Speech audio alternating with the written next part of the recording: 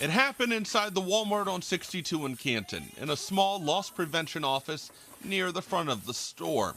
What began as a routine shoplifting call quickly turned into a life-or-death moment for Canton patrolman P.J. Johnson. Police say that 21-year-old Shane Newman suddenly pulled a handgun, pointed it directly at Johnson's head, and then pulled the trigger. I was actually facing the computer when it happened, so the computer's here, individual's off to my right.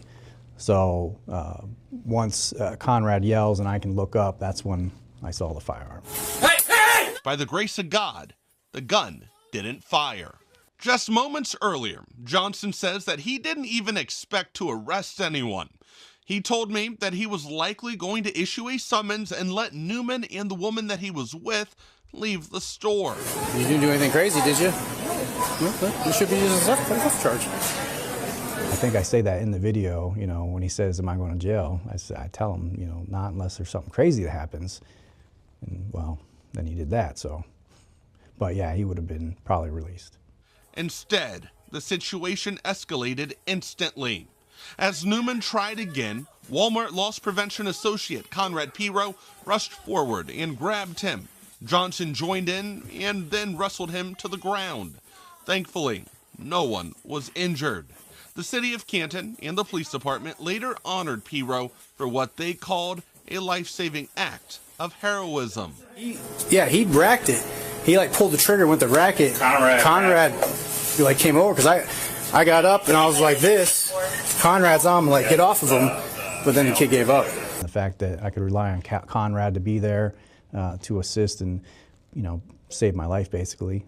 After the dramatic video spread nationwide, many people asked the same question. Why didn't Officer Johnson shoot? He says that in that split second, his training took over. At the moment, it's more of just kind of going through what I've learned through the years. Johnson is a defensive tactics instructor who trains other officers in hand-to-hand encounters. And he says that he relied on that training even with a gun inches from his head.